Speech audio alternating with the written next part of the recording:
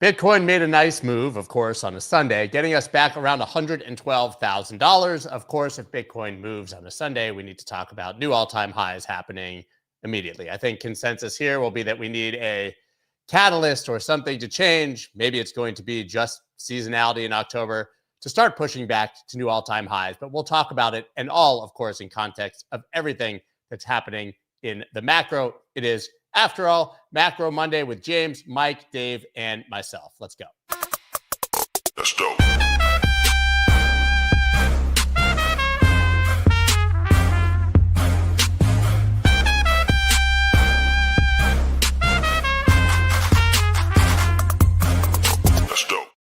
Good morning, everybody, and happy Macro Monday to those who celebrate. I know I do, and I know that Dave, James, and Mike also celebrate Macro Mondays. Good morning, gentlemen. We have a lot to unpack today.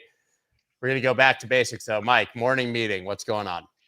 Good morning. Anna Wong is coming out somewhat bullish. First of all, for non-farm payroll, she's expecting 54,000. Unfortunately, she didn't mention a percentage rate, but the range is quite large between minus 20K and 100,000K. Her quote was, she thinks large firms are not hiring. It's a productivity cleansing was the term she used, and a lot of that's because of but small firms are. And she says a lot of small firms are unable to fill job openings and they're starting to hire. One bright spot she expects in non-farm is expect leisure and hospitality to show improvements in hiring. She's been mentioning this for a while. And she also thinks that headwinds may start to turn to tailwinds. We have that trade uncertainty and fiscal restraints might switch to tailwinds. The worst may be past, is her view for the economy in the U.S. Our senior rate strategist, Ira Jersey, says markets are continue to be range bound, but head towards the lower in the range. She expects 4% to 4.25 in the 10-year note to hold, expects the steepening to continue, and the 2-year note to leak lower was his key quote. Not much new from our equity strategist. From our FX strategy, Audrey Child-Freeman, says upward adjustments are come to you with gross estimates might curtail her dollar bearish view, and she's also kind of curtailed those. And I just pointed out that I just focused on gold, and waking up in the morning when gold's up almost 2% and crude oil's down almost 2%, gold at a record high, crude oil heading towards the 40 level that I've been beating on for too long, is very disconcerting. Now, obviously, the shutdown's part of that. I look at gold as heading towards significant resistance around 4,000. I think it's going to print there, and probably can see some responsive sellers, and the old resistance around 3,500 is key support. I don't know what really gets it below that, and I just pointed out all these ratios are starting to get disconcerting, like gold versus crude, 59 barrels of crude. It's never ended a year above 39. The last time was 2020. Gold versus Bitcoin back down to 29, getting towards the lower end of the range around 25. I'd be much more comfortable doing that gold Bitcoin ratio around 25 versus 35, the all-time high. And then I just point out the trends in crude oil and grains are all the same, held in that low price cure. And I forgot to mention copper is the key commodity to watch. Gotta go up in Q4, and it's right on pace right now, up about 19% in the year, with the S&P 500 about 15%. It seems like it's just running right on the back of the S&P 500 right now. Okay, a couple things there. First, a bit of a departure for Anna Wong to be turning bullish, right? I mean, that's a pretty big pivot after a very long time. On the economy, yep. Okay. So on the economy specifically, not yet. She hinted at it last week. Yeah, she did. I remember that you mentioned that. Yeah. Okay, second, I think we need to talk about the government shutdown. Obviously, here we go. Brace yourselves. Government shutdown threat deepens as Capitol Hill digs in. This obviously could happen late tomorrow night, I believe, late Tuesday night. Basically, it's up to Chuck Schumer at this point, I think, to decide whether we're going to have a government shutdown or not. But I think the important part about this, beyond the theater, is that you just gave a great summary of all the economic data we're expecting, and we will get none of it if there is a government shutdown. There you go. Yeah. So right? we have the Fed meeting is then what, the 29th, right? So October 29th. And between now and then, I'm just scanning through the Bloomberg, list of economic indicators. You have ISM this week, you've got jobless claims, you've got non-farm payrolls and all that. You've got ISM, you've got more jobless claims, obviously. You get the University of Michigan garbage, but you've got CPI, PPI, all coming in before this next Fed meeting and coming in early enough, so like you've got the CPI and PPI coming in next week. So that gives them plenty of time to receive that, actually digest it if they're going to get it, which are important numbers that they're going to be looking for. They're really, they're on edge about inflation, meaning they're concerned that if they continue, the Fed continues to lower rates just to make sure that we don't spike the jobless claims, then you're going to possibly fuel the fire of inflation. And so that's kind of a worry here. So what is happening? The dollar's dropping, and gold is spiking. No surprise. Gold is sniffing out the absolute delusion of fiat currencies and the endless, the ridiculous amount of spending that we're getting out of governments, and that we just expect more of it. They're going to come to an agreement. It's going to be more spending, and whether or not we win the war against paying for illegal immigrants healthcare or not, that's going to be up to Congress and the president. But we're going to spend money. There's no question about that, and too much of it. My brain automatically shuts off the minute that I see stories like this, because A, I know they'll shut it down, and B, I know they'll fix it. And I didn't even bother to dig into what the sticking points are at this point, because it's just noise. Can I be contrarian for a bit? Yeah, do it.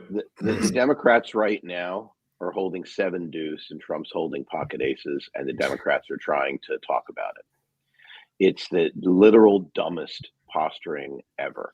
Trying to push for healthcare for illegal aliens and whatever, et cetera, in a situation where they're also spending all of their efforts on the courts to block Trump firing people in the government.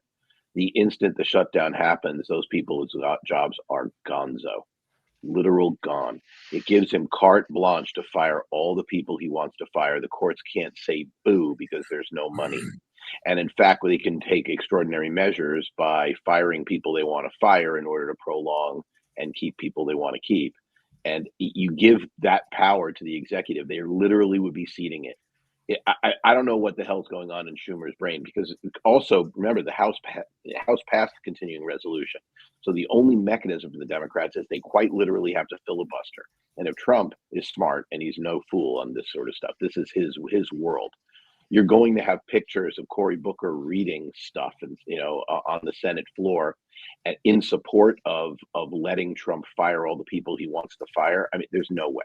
They have such a weak hand this time. It's actually crazy. In fact, I'm sure the Republicans are literally licking their chops, hoping that they're going to be this dumb. The only reason why they haven't come out and said that is frankly because they don't want to be smug, and it's not politically smart to do that. So they'd rather let the Democrats have the rope to hang themselves. But the result will be, some continuing resolution, which is business as usual, as James has said. And it's just stupid political theater, and it more or less continues to erode trust in governments. And what you're seeing with gold is central banks buying gold. I mean, James, you wrote about it this weekend. Excellent, by the way. I've got that. Thank you. And you're seeing central banks buying gold. But not the U.S. central bank. You're seeing other central banks. You're seeing the rest of the world looking at our political dysfunction and saying, okay, this is silly. We need to have real assets backing our stuff. We can't just let the dollar run amok. Now, I'm not talking about de-dollarization. I'm not going into the whole brick stuff. I'm not going down rabbit holes of conspiracy theories. But good old-fashioned follow the money says that's why gold's going up from a central bank perspective. Meanwhile, individuals and corporations and funds are buying Bitcoin as their hedge. Now, the difference is central banks wield a bigger bat right now, and there's still there's no gold sellers, so gold's going to go up. There's nobody selling gold en masse, and there's original distribution of Bitcoin holders to sell Bitcoin, which is why it's been stuck in a range. So anyone who zooms out and looks at what's happening and sees this as no macro trend, ignores the fact that there are a lot of holders who have 10,000% gains and life-changing money when they see this stuff. You have to look at that. I mean, we know. It's not like we're guessing that's where the money is from. Now, on the margin, we can talk about what's setting prices, but you do need to do that zoom out. And that's why. So, James, you should go through and talk about the stuff. I mean, that's a good summary of most of it. The other thing is that We're hearing a lot of people on Twitter kind of confused why Bitcoin's not matching the expansion of the money supply. Remember, it's on a 10 or 12 week delay, a lag. So money supply goes up, then 10 or 12 weeks later, Bitcoin follows it. It's been like this. And, gold follows M2 a little bit closer. It's not quite as much of a lag, but if you lag gold, it's even a closer approximation because it doesn't have the same volatility as Bitcoin. But my argument in the newsletter, what I was trying to point out was that M2 is kind of a flawed measure, especially when you have things like refilling the Treasury General account. It's like you're taking hundreds and hundreds of billions of dollars out of the market to siphon away to put into a checking account for the government to spend. So it kind of gets a little bit noisy, but if you've been listening to the show for a while, and Dave and Mike, you guys know this. Scott, you already knew this, but I prefer Michael Howell's definition of liquidity to follow what's really going on in the world, because we're built on credit, we're built on leverage, we're built on debt. The entire world is, and it's a better measure than just the M2 supply. So, he's done a lot of work on this from cross-border capital. And so if you look at that, Bitcoin's like right on target to what's been happening in the expansion of liquidity, and gold is way ahead of it. Gold is ahead of it because of what we just talked about, because of the relentless buying by central banks across the world. And it's not that they're actively avoiding treasuries. They're actively avoiding holding on to anything in the US dollar based, because they're recognizing that they need something in their own treasuries to protect against the relentless debasement of our currency. And even though our currency is debasing at a slower rate than Argentina or Venezuela or Egypt or whatever, it's still debasing. And if you're going to go and buy things like commodities, like Mike talks about, you're going to need actual currency that holds up against that fiat promise, which is just it's empty. There's nothing there except the promise to print more. And that's the issue here. So in the end of it, and I believe that, like Dave is saying, it's not just individuals and enthusiasts who are buying Bitcoin. It's institutions now. They're coming in slowly, but it's not across the board. We just saw, and there's another thing we should talk about, Scott, is Vanguard, capitulating. But we're just starting to see that you're getting some institutions that are recognizing that Bitcoin is real. It's not going away. It is digital gold for now, and it is a strong store of value, and it will be because of its true decentralized nature. And so as that continues, Bitcoin will be the next chapter, and Bitcoin will catch up and surpass gold because it's in the middle of adoption. And so that's a really important point of all of this. And so it's going to take some time, but Bitcoin will be the ultimate store value, and central banks will be buying it. And if they are buying it now, they're likely doing it through mining, which brings us to the hash rate, which just goes up relentlessly. So if you just pull back and look at the big picture, then you get the sense that there's something bigger going on here. It's not just about the economy. It's not about the government shutdown. It's about central banks recognizing that this fiat game is a shell game, and or it's the big collective, musical chairs, and they're going to be currencies pretty soon that are left standing. I have a question in that regard. I agree with everything you just said. I think everybody is aware of the debasement and the dollar's problems. That's nothing new. Well, they're admitting it. I feel like, I was just saying, so they're finally admitting it by buying gold, or is there also the BRICS narrative, political motivation? Some of that, but there's the one side is like, we don't want to hold the dollar because it's a poor savings vehicle and it's debasing. The other side is that we don't want to be relentlessly attached to whatever the United States government political whims are, and would like That's to true. That's find true, another because way. you I'm don't just want to be wondering if holding that's U.S. treasuries and have them switch them off or seize them, take it off the because a lot of this happened when we seized Russia's money in the bank account. I think that was when 500 billion magically disappeared.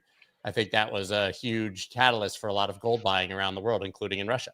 Yeah, that's what started it all. And here's a crazy thing, though, is that And Mike, you might have a closer approximation to this. What I read this weekend is the IMF is estimating that 22% of all gold purchases are being reported, 78% are not. And so it's like backdoor buying into Swiss vaults that nobody knows about, and that's one of the hard things to put your finger on, but you're seeing it in the gold price. Like it makes it obvious, And so if you're wondering what's going on and why you're not hearing central banks announcing that they're buying Bitcoin, look at gold's price. If they announce they're buying Bitcoin, what do you think would happen to the price of Bitcoin? Dave says that right? all the time. Yeah. Right. Never front run yourself. Yeah. You'd front run yourself. So what would they do instead? They'll mine it, which goes to the hash rate. The hash rate just going up relentlessly. Why is it going up? Again, the price is not going up, but the hash rate keeps going up. It's, it's a way to quietly accumulate Bitcoin at a cost that, and slower, but it's a way to accumulate Bitcoin that doesn't advertise it to the world. I also find it really interesting that both you and Mike decided to write about gold in the last 2 days. So obviously, even outside, and Michael Howell wrote about it. I mean, and Lynn Alden wrote about it. Yeah. I don't know if 3,800 was a magic level, but it's getting to that point of where I think a lot of people are viewing it as ridiculous. Must recognize. Can't be ignored, impossible. But both of you, like I said, did choose to write about it this weekend. Mike, also obviously here, gold could be setting records for bad reasons. And you have the more mainstream narratives. It's weaker dollar and risk of U.S. shutdown. I think that gold is not pumping on the risk of U.S. shutdown at this point. It's pretty. Well, so here I like to point out that the top 5 performing commodities this year is platinum, 80%, silver, 60%, gold, 45%, and then lean hogs. I don't really care about lean hogs, but it's only 25%. So gold's pulling up all this whole space, and that's the key thing. I know people might be nauseated by me pointing out there's only 4 precious metals. And they're all being led by beta and gold. Beta in the space. They're all going up. Obviously, all the elements are much more industrial, becoming more industrial every year. It's a real bad sign when gold beats everything. And then I tilt over. These are typically, historically, gold is typically the lowest volatility and a risk-off asset, store value. Maybe not risk-off, but store value. And then I look over at the other side, the competitive competition in things like Bitcoin and cryptocurrencies. There's unlimited supply and massive selling when they're yelling risks. Now, that's the key thing I'm worried about this year, and this is happening in an environment where risk is on. I mean, significantly on. S&P 500 up 15%. That's great. And if we can keep volatility really low, the lowest in 5 years on a 60-day basis, and this is okay for cryptos. And that to me is the thing that all my spidey senses, a quote I love from you, Scott, and I've learned, are telling me that stick with gold. Obviously, gold, you don't want to be buying an overweight buyer as it gets towards 4,000. It's really overdone. Maybe you look for a dip around 3,500. But the end of this year is not going to make a lot of sense if we keep appreciating the S&P 500 and volatility stays low with gold at these levels. It would make a lot more sense. There's a little modest pickup in volatility. Maybe if VIX gets to near 20, Bitcoin has a little back up to near 100,000. That would make a lot more sense. That's why to me, fourth quarter is awesome. And one of the key indicators I'm using is copper, but copper's been going up for the wrong reasons, for supply disruptions in Indonesia. But again, it's just the key thing is when gold beats everything, you got to be worried, and I'm worried, very worried about potential for risk asset destruction. Yeah, I think that one of the things you said, Mike, and I agree with a lot of what you say about gold. You and I have been on the same page with gold since the beginning of the show. The thing that I want to hit on though is that a lot of the selling out of Bitcoin in particular is coming from OGs that have held this thing from $100, $1,000, and it's up. They're up 100 to 1,000x, and they're ringing the register. And God bless them. Good job. Well done. You became a billionaire, well done. You should ring the register and go live the lifestyle you want to live and diversify into other things, maybe like gold. I mean, whatever. You've done it. So I don't blame them at all. But Dave, you probably have a better handle on this about, that kind of selling. The other thing is we have had a bunch of noise in the Bitcoin world in particular, because we have these new treasury companies that are basically you're reallocating from Bitcoin into the treasury companies, and there's a lag there too. And so that's producing a bit of a lag, because these Bitcoin companies then take that cash and they're going to turn around and buy Bitcoin, but it's taking a while. So they're sitting on cash as they're doing this. And so that's producing a lag that we haven't seen before in M2.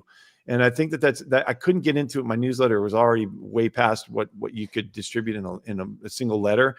So, but that's also something that's going on that needs to be recognized. So maybe, Dave, I'll let you talk a little bit more about both those things that you probably see in liquidity side of it. First and foremost, the narrative that Bitcoin has competitors in crypto is asinine. No, but Mike just said it again. It has strictly limited supply, and it is other crypto assets are no more competitors to Bitcoin that a popsicle stand equity competes with NVIDIA. I mean, you have to look at each asset in terms of each asset. Bitcoin has graduated from being in this morass of crypto. You can buy it from ETFs, people can do it, and it is different. Now, that it is true that there are a lot of people in the world who still hold that view. And that is a massively bullish thing, because as people start looking into Bitcoin and learn that it is not the same as Ethereum, it is not the same as dog with hat, it is not the same as Fartcoin, then they go, oh, I understand this. I can actually commit real dollars to it. It is a ground war that's been taking place slowly but surely, and we need to look at it that way. Now, if you say the same thing about the Galaxy Crypto Index, ex Bitcoin, I start to agree with you in the sense of, as I was saying before the show, when we were just chatting, there's a lot of bullshit in analysts who value crypto, because they look at things and they say, oh, look at our TVL, look at our this, look at our that. None of it translates into value to holders, but that's a whole other different conversation. As far as the zoom out and what's going on, I mean, look, as I said to Scott at one point, if 5 years ago you were having a conversation, and I had these conversations, so this is not an if. So when you had conversations 5 years ago and you said, what would a relentless rise toward Bitcoin becoming digital gold look like? One of the things that would have to happen is at every major price level, you would see distribution. You would see old holders having to rotate, because you say to yourself, okay, there's only 19 million Bitcoin or whatever is lost. Maybe there'll be, 18 and a half, whatever the number is. So even if we find every Bitcoin and you're at to 21, how could Bitcoin become the underpinning of a financial system like gold is in a world where so little of it is available? Obviously, old holders need to sell to new holders, and those new holders are way, way less concentrated. Now, I want to repeat that, because that's not something that's obvious to people. People go, oh, but Larry Fink and Michael Saylor own so much. Of course it's concentrated. Get a grip, people. Larry Fink doesn't own, well, he probably does own some personally Bitcoin, because he thinks it's going to 500,000, but the BlackRock's holdings of Bitcoin are on behalf of both institutional and retail investors. And those institutional investors have retail that roll up into that. So we're talking pension funds and pools of money on behalf of wide distributions. If you think of it this way, the base of a pyramid has to be wide. You can't get to the sky. You can't draw things that look like, the new building in the east side of Manhattan that just goes like this. You have to have this big base, and Bitcoin is basing. Gold is owned by, there's just huge numbers of people, particularly in India and outside of the U.S. Well, in the U.S., people have gold, but it has a huge base of supporters or holders. Bitcoin needs to get that big base. And that is what's happening right now. And people need to understand that. So that makes it very, very different. The other thing that's really interesting here is we're talking about gold being driven by central banks. We know that no central banks have moved toward Bitcoin. We also know that the likely next chairman of the Federal Reserve is going to be someone who is positively disposed to Bitcoin. We know that. I mean, this is not like you don't have to guess. And when you talk about game theory, what does it take to turn some of that central bank buying of gold into central bank buying of Bitcoin? Now, is that going to happen in the next month? Absolutely. Well, I shouldn't say not, but it's highly, highly, highly unlikely. But every time you look at these trends, anyone who's a Bitcoiner, here's the difference between Bitcoiners and morons like Peter Schiff. When gold goes up, Bitcoiners say, good, makes sense. We need, people are debasing currencies. We want to see assets move into assets that will protect purchasing power, protect asset values. And so that's good. Bitcoin will follow. It raises the ceiling. Whereas Peter Schiff says, oh, well, look, you see Albert. It's like, come on. It's like, it's the same narrative. The issue is this whole deal that prices are still set on the margin by risk takers and by speculation. But it is important to know. I'll give two stats that I want to give. That I wanted to get to. And I don't want to start doing screen shares, but we could if you want to. First, Bitcoin volatility is forecast by BitBo hasn't been this low since August of 23. Now, unlike stocks, this is really important from a relationship point of view. In the S&P, when you look at the VIX, there is a massive correlation between volatility and downward movement, i.e. an inverse correlation of volatility. When you look at Bitcoin, it is a positive correlation to volatility for a very strong reason. And obviously it's historical. Bitcoin's the biggest, sharpest moves have been up with corrections, and that's fine, but we haven't had that. And so understanding that forecasting volatility to go up doesn't matter. In fact, the August 23 price was $25,000 when last we saw volatility this low. So that's important. The second is last night, there was a rally almost of the same size in Bitcoin and Ethereum, and there were more than double the shorts liquidated in Ethereum than in Bitcoin. Now, small numbers, but relevant, because what you're seeing is less and less speculation on Bitcoin in either direction relative to the rest of crypto. Well, that's sort of Mike's point in a way, but honestly, it also speaks to the fact that the game in Bitcoin isn't speculation, which means that any move that happens will catch people by surprise. So there's no FOMO, there's no euphoria, there's no yelling in the Bitcoin market. There's a lot of crying because people are saying, oh, I'm underperforming, I'm doing this, I'm doing that, but there's no yelling. Anyway, I'll stop there. But those are the points. Yeah, Janet Yellen. Exactly. I can't hear the word yelling every time you guys say it and not think of Janet. I just want to show we were talking about the fact that we need a catalyst to decide which direction price is going to go. We finally have one. Jim Cramer said buy crypto with a picture of the debt clock. Oh boy. To be fair, actually, this speaks to the point though, Dave, because he should have said buy Bitcoin if he was talking about a hedge against this and not buy crypto, right? He also. I thought he came out and said everyone in crypto is going to lose money. No, dude, it's this week, not last week. Keep up. He changed his mind from week to week. I guess. So the one thing that I want to point out, I think will be changing in Bitcoin is we went through this pretty significant maturation process, and my outlook was ETFs becoming broadly disseminated. Now they have Trump flipping over, kicked in that potentially the peak of it being a baby. Now it's a mature assets in the space, significant accumulation in ETFs, and what's going to trigger them to buy more or to hit stops. And my thought is it just shows that now I think Bitcoin shifted from volatility going up when it's making record highs to shifting over to very much the same asset as the S&P 500 cryptos. Now all the correlations are pointing out that you can go check correlations historically from 5 years ago. They're all higher now. I looked at 48 months because I like to look at 4-year cycles for the crypto space. And recently what happened with Bitcoin, just look at 90-day volatility versus the S&P 500. Right now it's about, Bitcoin's about 2.6 times. It bottomed at 1. The last time it got that low was 2020. And then we had that big rip, but it's rolling down versus the S&P 500 in terms of prices. To me, that's that shift. I'm predicting a shift, and I see it in the data.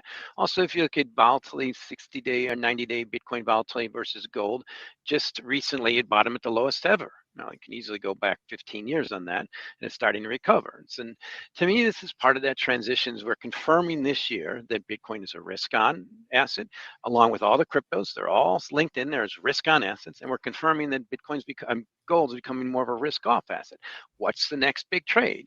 And I'm very fearful. Gold's telling us that it's going to be what's happening in China. A little bit of deflation kicking in, a little bit of stock market problem where government has to buy their own stocks, which Japan did for 30 years and China is doing now.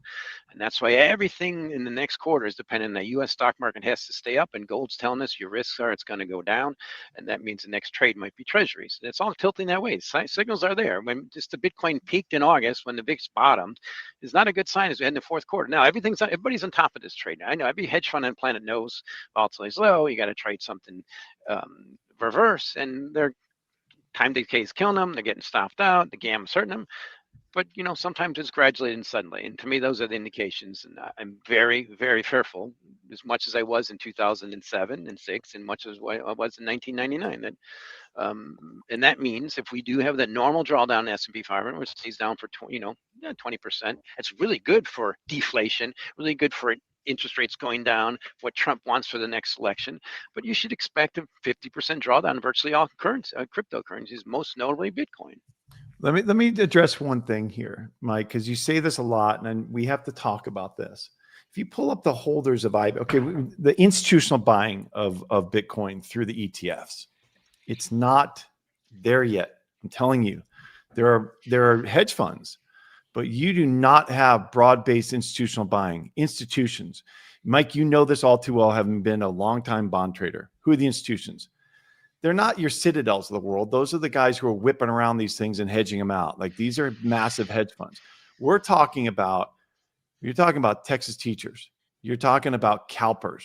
You're talking about massive, massive pension funds and endowments that are in the multi-billions to 10 to 20, 30, 50, 10 to 20, 30, 40, 50 billion dollars that they're sitting on. Okay.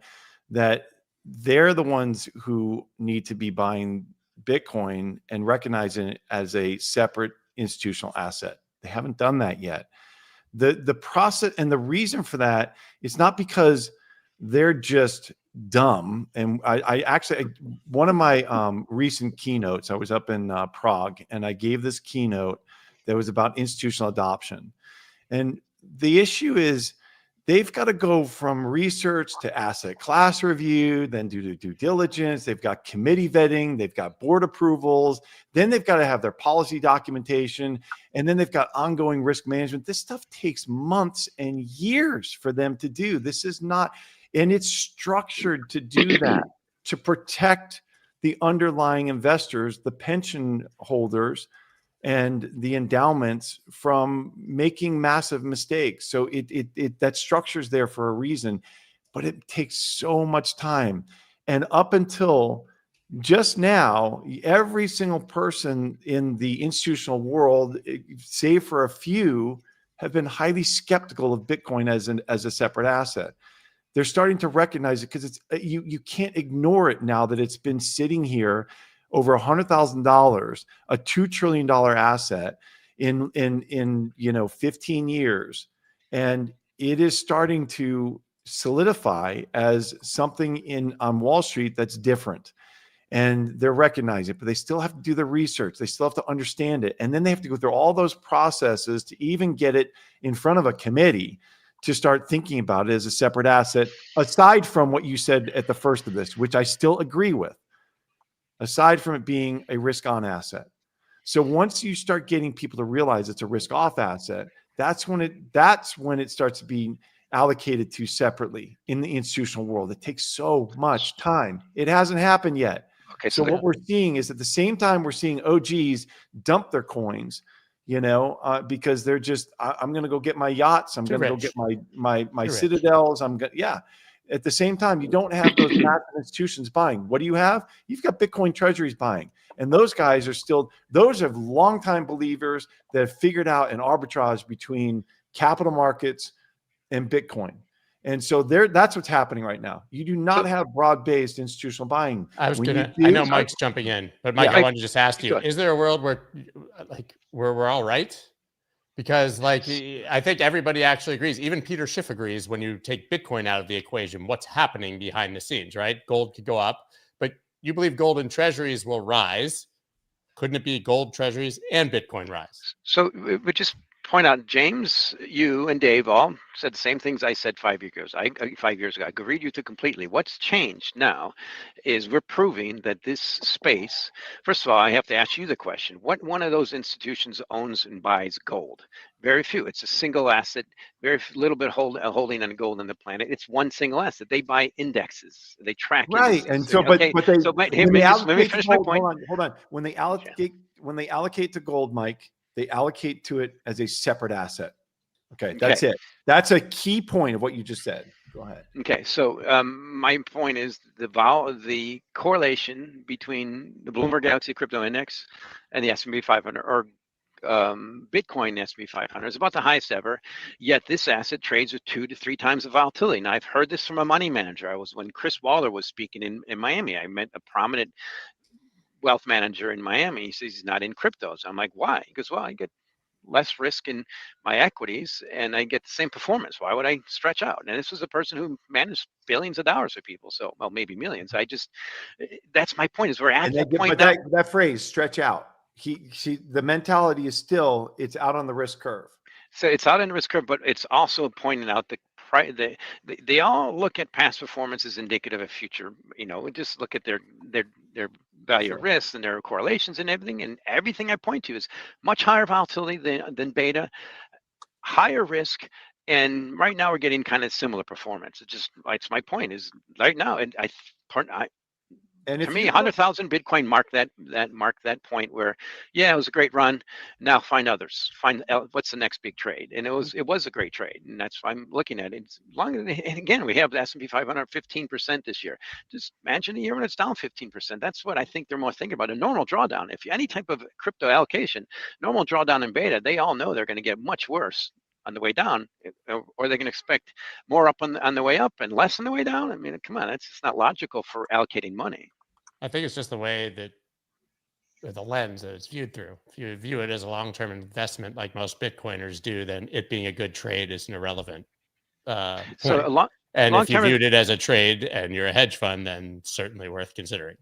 I'm not talking about all the cryptos, Mike. I'm talking about Bitcoin. But so they're going to put Bitcoin in their gold bucket then.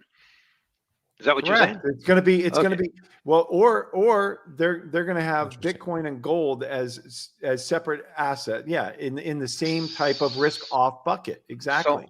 So Bitcoin is not a risk off asset. It's a risk on asset. If you expect that to change, fine. But all the correlations, everything, it's very much a risk asset. We agree. It has been a risk on asset in every single instance except for one, which is the Silicon Valley Bank meltdown. Yeah. And it was a risk off asset. Now, I'm like, we don't know what's going to happen. We don't know if we're going to have a black swan, another, catastrophic financial event in this nation. Likely if you're, paying attention to what the hell they're doing in Washington. However, if and when the broad base of investors do understand that's when you start getting it to be allocated small. It's not going to happen overnight. You're going to have some managers go, I think this is risk off. And then the more and more managers who start to understand that, and that's exactly what Scott just said. It's a change of understanding in the lens that you're viewing it through. And, it doesn't matter. Bitcoin's not going to change according to what people view it as. It's not going to change. It's going to continue to be what it is. And it's going to continue to, to organically expand that reach. Not because you have one person comes out and says, oh, I'm going to buy Bitcoin. But what happens when you do have a CalPERS that comes out and says, we're allocating in Bitcoin because we believe it's a long-term strategic asset to protect against the debasement of the dollar. That's a big deal. And that will happen in the future at some point. Okay, I don't know when. I completely respect your view of the future, but to predict the future as a fact is kind of things like that. I'm not saying it's a fact. I believe you said it will happen. I believe it will happen. Okay, that's good. So that again, that will go in their gold bucket, right? If they add Bitcoin, which I've been saying that forever, you can't hold gold anymore with some Bitcoin in that space. But at some point, it gets too extreme. That's my point at the beginning of the year. I've been kind of thrown off the horse a little bit, and still sticking with this year being potential of more of a risk off year. Haven't been right there yet, but gold keeps outperforming even though we're going up. There's something going wrong here. Either gold backs up 10-20%, or it gets legitimized by the end of the year by the stock market dropping, which means then we start getting the cryptos to lead the way. And potentially they are. Okay, but we have to talk about, we can't just end it at January 1st. That we had a major tectonic shift in policy when Trump was elected. You had an administration that was nothing but antagonistic to the whole space. The Trump administration is one of those. Choke point 2.0 was real. Yeah, And well, it remember, was Trump administration one did the same thing. Just like they're pushing back on some of the renewables, they push back huge on cryptos too. And Trump won. They flipped. I give them credit for the flip. So it's right. not just Biden. It's okay. Well, stop. You can make an opinion. We can talk about what's opinion. We can talk about what's fact. Jay Clayton didn't want his personal legacy, and Trump didn't give a crap about crypto. It's a very, very different scenario. So Jay Clayton did a few things, such as the XRP case on his way out the door and a few other things, but there was no systematic policy to crucify crypto.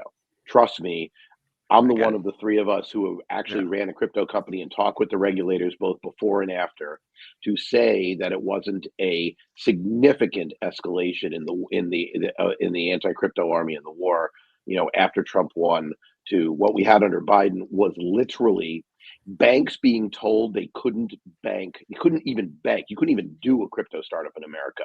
The SEC basically saying if you so much as think about a token or talk about it having one, if you're a US company, we're going to lock you up or try to. We're going to bankrupt you. We're going to use our lawyers, even if we can't win. That was silly. To bankrupt you. Yeah, well, I put They it, did that Dave, for just to 4 accent years. that, Dave, just to accent that, when we were raising our fund in 2023 under the Biden administration, we were almost every single wire was held up, canceled, refused, because they were sending it to a company, even though it was we were established in Delaware. We're in a Nevada company. Like, it doesn't matter. They just refused to send it because we had Bitcoin in their name.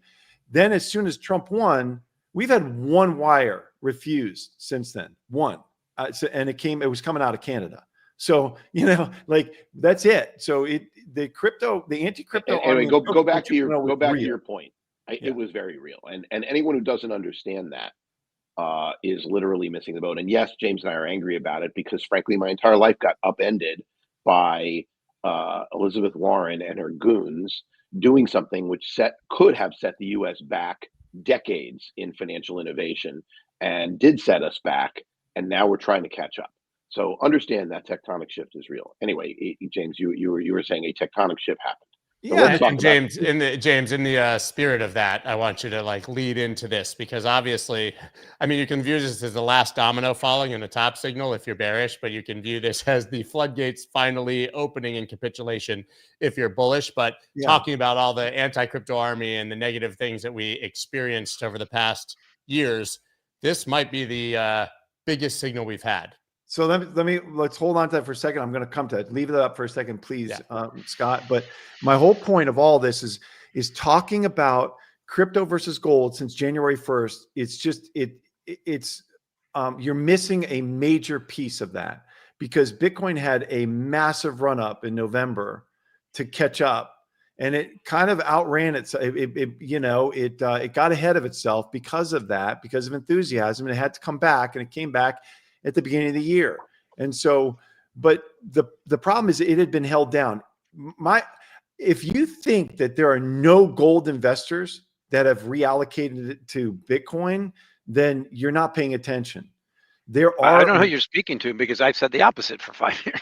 Okay, well then you agree with that. But that's going to the quote I've used years ago was, "You can't hold gold anymore without Bitcoin in this space." That's probably helped get excellent. me on And so Scott's program. So let's point out one key thing. You criticize everything I say, both of you, about Bitcoin to gold. The Bitcoin to gold ratio right now at 29.6 was first traded in 2021. Since that time, Bitcoin volatility and the performance of Bitcoin has been poor versus gold. Okay, so then can't use this year, can't use 2020. I'm pointing out that my spidey senses see an asset that's matured and it's underperforming the basic asset on the planet. It's a bad sign. Could I make a simple point? So let's get this. Let's talk about two different scenarios. Scenario one, the Bitcoin gold ratio bounces around these current levels and goes 25, 35, 25 to 35 and stays there for 5 years. That is a scenario. That is your scenario, basically. It stays in line with it. It's fine. I will just a simple chart. In 1980, gold's percentage of M2 was 40%, 40.9%. In 2025, at today's price, it's 23%. Roughly speaking, gold and there are a lot of gold investors who believe this. If you believe that what's going on with the fiat world will get worse than it was in 1980, and most people do remember that was the height of Volcker. We saw inflation, but at the end of the day, our debt to GDP was 30%, not 130%. So, and the goal of if you go to the G7, the numbers are even more extreme. So understanding that gold, in my opinion, will hit 5,000, maybe close to 6,000. In fact, that would be totally normal, completely reasonable. And if that happens, Bitcoin will move along with it, relatively speaking. That's scenario one. Scenario two, Bitcoin starts to gain adoption in excess of gold, i.e. it starts eating into gold. And so the Bitcoin gold ratio moves higher. Well, then what happens to the price of Bitcoin? The only scenario, which is the Bitcoin 10,000 scenario, your scenario, is Bitcoin fails. Bitcoin is not seen as an asset like gold. It moves from 25 down to 10 or 5 or something, and basically becomes irrelevant from an institutional perspective. That's literally the bet that some of your statements would make. I actually don't think you really believe that. So I just wanted to be clear that if you are long-term bullish on gold, like I am, and think gold is going to move to over 5,000, like 5,500 an ounce, this cycle, if you call it this business cycle, this political cycle, then to think that Bitcoin is going to fall is crazy, unless you think that Bitcoin has that Bitcoin gold ratio is either irrelevant, and Bitcoin is more like stocks, which is what you say, or the other. Now, I don't want to put words in your mouth, so I'd love to hear your reaction to that. Yay. So let's not do that. Let's focus on different views and respect our views. I fully I do. I fully expect. I am trying to give you respect. I'm trying to say, okay, I'd like to understand what you're saying within the context of. So of, I don't those, think those Bitcoin ideas. will fail unless there's some kind of technological thing. I think it's due for significant backup correction, like the whole space. And let's point out facts of past performance. There's only been 2 down years in the stock market since Bitcoin was launched. And there's only one Bitcoin in 2009. Now sorry, don't piss you off. Now there's millions of similar type products. There's only 4 cryptocurrency, 4 precious metals. At that time, there's still only 4. My point is, it's a highly volatile risk asset. And when we have a backup in the stock market, that whole space with alts, as some people call them, will go down a lot more. Bitcoin will probably go down less, but they're all going to go down a lot, and much more than beta. And I think that's what's happening with institutions. They get that. They understand that. And if to tell them that all this past performance they see is not going to happen anymore, that when the stock market goes down, Bitcoin's going to go up, like, good luck. That's my point, is we're overdue for that. And it's just a wonderful situation right now so far this year. The point is, if you look at the performance, it's poor. And my indications are, I don't expect it to fail. The technology is awesome. Look what's happening with crypto dollars. The whole rest of the world's like, oh my gosh, how am I going to keep up with these stable coins and crypto dollars? We have to do CBDCs because it's organically going to space. The bottom line is, these are risk-on assets. There's millions of them. And when we do have a risk-off period, which will last for a while, they're going to go down the most because they went up the most. Bitcoin's one of them. Got to talk about Vanguard. So, Yeah. can I give my quick thing on Vanguard? Yep. So Vanguard is not nearly as big of a deal in the short term as the crypto sphere believes, because Vanguard's brokerage arm is a really, really, really small percentage of its total AUM. Most of its AUM are in their market leading retail mutual index funds, total market, S&P, etc. So the brokerage product is not that big of a deal. But what this means is a very big deal in the long-term narrative war. And the narrative is everything when it comes to adoption. So why did this happen? This happened for a very simple reason. Because Vanguard's not stupid, and their clients have been beating the crap out of them saying, why don't you have it? And it becomes, companies don't like it when their clients tell them to do something over and over again, and eventually they throw in the towel. And so what you're seeing is demand from humans that are clients in the United States that force the corporation's hand. It's a sea change in thought. That sea change in thought is narrative based. It's not going to mean you're going to have a price explosion because Vanguard's going to put $1 billion or $10 billion or $70 billion. Yeah, but that's irrelevant. Yeah, this is a great example of what I was saying before, of the institutional mindset and career risk. The problem is, if you're a portfolio manager and you want to allocate to something like this, you've had career risk all the way up until this point, and now it's turning. And so that's the big deal, that it's turning. And this is the point of that Dave is making. I agree that it no longer becomes career risk for you to be adding this to your portfolios. That's what Vanguard is signaling. Why are they signaling it? Because of exactly what Dave said. Their clients have been hammering them about it. And guess what? When they put out the statement, they think it's not appropriate, that it's not appropriate for Vanguard's philosophy on investing and blah, blah, blah. Well, since that moment, they put out that press release and that statement, Bitcoin, I bet, is up 150%. Yeah, bad. 150% that they missed out on. And they know it. And it's absolutely abysmal. They did that. They refused to just allow their own clients access to this. And they know that. Why would they do that? And people say, yeah, but you could just change. There's friction in changing. You know what that's like when you've got to transfer assets from one brokerage to another brokerage, and then you're out of the market, whatever it is. You know, a normal person doesn't want to deal with that. They're like, all right, fine, I can't buy IBIT. And they miss out 150% in gains. So that $10,000 could be $25,000. But sorry, we messed up. My bad. That's what they're saying. And they've capitulated. That's a big deal. This is, you guys might remember, we actually got Boycott Vanguard trending, and it changed their logo to this when it happened. I think they really saw a meaningful difference in their bottom line, or at least a hell of a lot of bad PR and pushback. I think it's also worth noting that in that time, their ex-CEO, who was there forever, was replaced by the guy who built IBIT at BlackRock.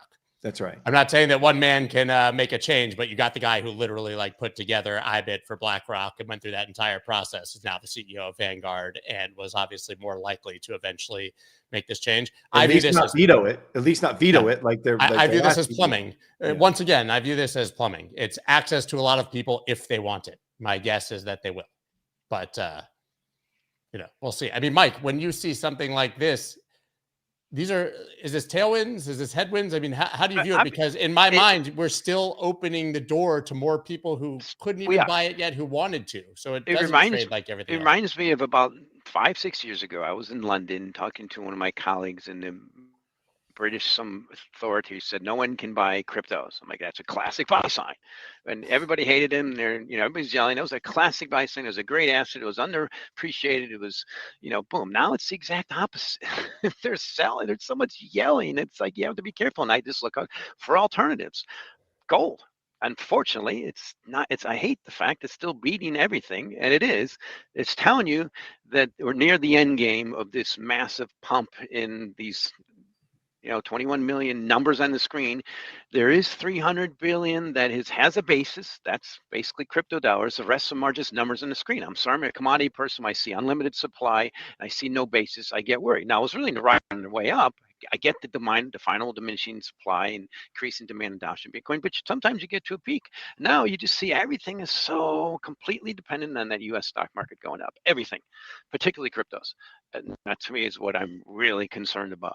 Well, maybe what you just said is exactly how I feel. When there's unlimited supply and no limit on basis, then that's what you need, something that gives you protection against that. And that's why I believe in Bitcoin. It's exactly what you just said. And it's not because there's an Bitcoin doesn't have a basis. Gold does. Gold is the basis. Gold is basis for Bitcoin. Every number on the screen, in commodities have always been able to trade a futures versus basis, except for cryptos. Crypto dollars have a basis. Bitcoin is you have to have the full faith in that one asset. Great, get it. Was bullish for quite a while. Just at these levels, it's just too expensive in my view. So I put out a post over the weekend about the math in why I believe Bitcoin is 90% undervalued. I can lead through it, but it's very simple. If you think about gold's market cap somewhere between 80 to 90% of gold's market cap is pure monetary value that has nothing to do with jewelry. It has nothing to do with industrial use. And you can get at that based on the gold silver ratio, the gold platinum ratio, comparing it to the other precious metals. And so you understand that gold has a massive monetary premium in its price. In fact, if you heard me saying it should go to 5,000, it's literally because of the monetary premium, because of the explosion in global liquidity over the last 40 years, which really accelerated post decoupling the gold window. So basically 45 years, since 1980. So if you understand that, then your quote basis for gold is for an asset that should be half the price of platinum, give or take. Platinum is what, 1,400? I haven't looked recently, but it's a hell of a lot less than 3,800. And so I need to understand that everyone who looks at it, every time I hear the argument, but gold is something you can wear as jewelry. Sure, you can, but it is, for the most part, most of its value is based on its monetary use, which has no basis in anything other than trust, belief, thought in something that you can understand that has worked for 5,000 years as governments have come and gone. And you look at the collapse of governments and the collapse of every empire, pretty much every empire that's ever collapsed, one of the first signals has been debasing their coinage. Whether it was the Roman Empire, whether it's the Spanish, whether hell the English, although they were smarter, they debased it so slowly, they just kind of faded. They didn't go kaboom. So they were a little bit smarter, right? Yeah. So congratulations, the pound lost 80% of its value, and they lost most of their colonies. They have a commonwealth, yada yada yada, and now they have some moron running the country with the lowest approval rate in the history of the British Prime Ministership. So okay, cool. But the truth is that every empire falls this way. So if you don't think, because we know, our current Treasury Secretary is a student of history, he knows this and understands that the only way out of the United States, the only way out, let me repeat that, only way out is grow, baby, grow. That's it. They need to do everything they can to encourage U.S. capital formation, production, and consumption. Okay, we're going to consume. They're not going to stop it, but they are going to prioritize production, grow, baby, grow, which means they want to cut regulations. They want to tariff in their way to doing it. And we all know I've been very critical about the way they've done the tariffs. I'm not defending it, but that's what they want. Part of grow, baby, grow is let's get the cost of money back to where it was for 20 of the last 25 years and make it zero. Let's have the cost of money be at a flat inflation rate, which means you're going to see liquidity pumped into this process because that's what they need. It's going to start when Powell is gone. It's going to start, they're going to see a shadow Fed chair appointed before he's out. Powell will probably serve out his term, but you saw it in this last speech, his last press conference. Basically, he's been defanged. He doesn't have the power to do what he wants to do because it won't be sustained. And the most important thing about the Fed, the most important thing with Volcker was he basically said to the market, this is the red line. Do you doubt me? They couldn't wait him out. They couldn't wait him out. He had 3 years before anything was going to happen to him. And so you're not going to see that kind of hard line. But I actually, we could talk about the macro side. I don't think it makes sense anyway, because there's so much reason to believe that higher interest rates actually doesn't really help with inflation because it props up cost owner's equivalent rent. It decreases investment in automation, at a time when AI requires a shit ton of automation. I mean, look, OpenAI isn't going to make a dime for 4 years, according to their own data that they're telling people, they're telling investors. It's very expensive. And so when the cost of money is high, it's hard to make those investments. Those are the investments that will literally cause production, right? Investments in there was I listened to a really good podcast this weekend. Actually, I listened to 2 or 3. They all basically said the same thing, which is investments in AI is going to be a big deal and is going to have massive changes in the way most businesses, jobs, professions are done. But in the short run, it's going to cause more employment and more investment.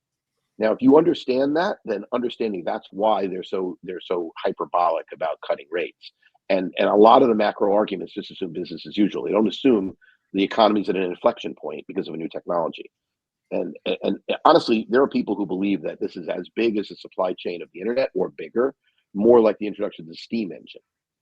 and or the assembly line. I mean, Yeah, these are all points in our history that made big changes and changed policies. I would argue that the Besant and Trump keeping it to first principles. They want to lower interest rates.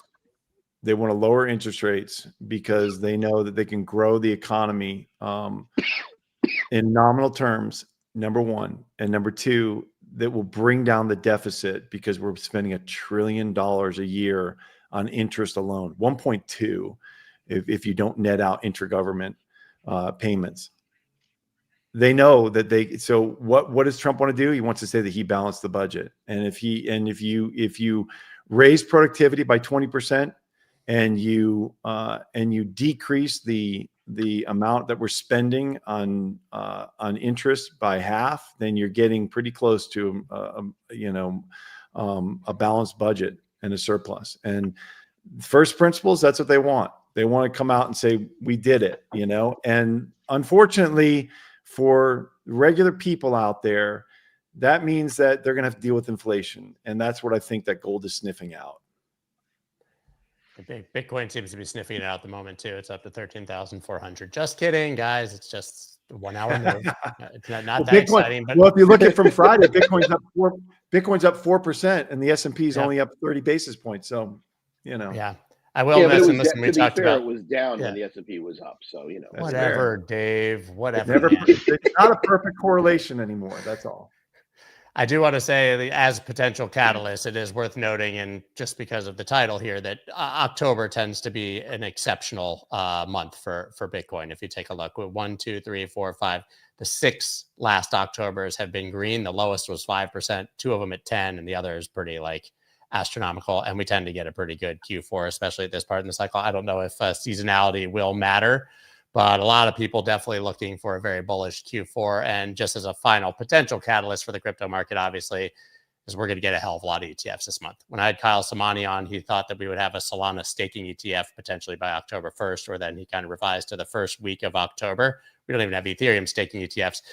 Just making the point that things like this and Vanguard, there's still a lot of unlocks to people who may be looking to buy and haven't found a way. So I do think that it trades differently than other assets as a result of that growing pressure. But that's basically all we have for you guys today. Another incredible Macro Monday, the best hour of my week. Really is. They're mocking me in the comments the whole time about how I say nothing, by the way. And that's the best part about it. Why would I say anything when I have you guys? We've got nothing to add here, man. We've got nothing to add. We'll talk ad nauseum. That's what we're looking for. All right, everybody. Thank you so much. We will be back next Monday, of course, for the next Macro Monday, and I'll be back with Andrew and Tillman tomorrow. Gentlemen, have a wonderful day. AI is reshaping the world, but right now it's stuck in the hands of just a few big players. But what if AI could run openly, verifiably, and on-chain?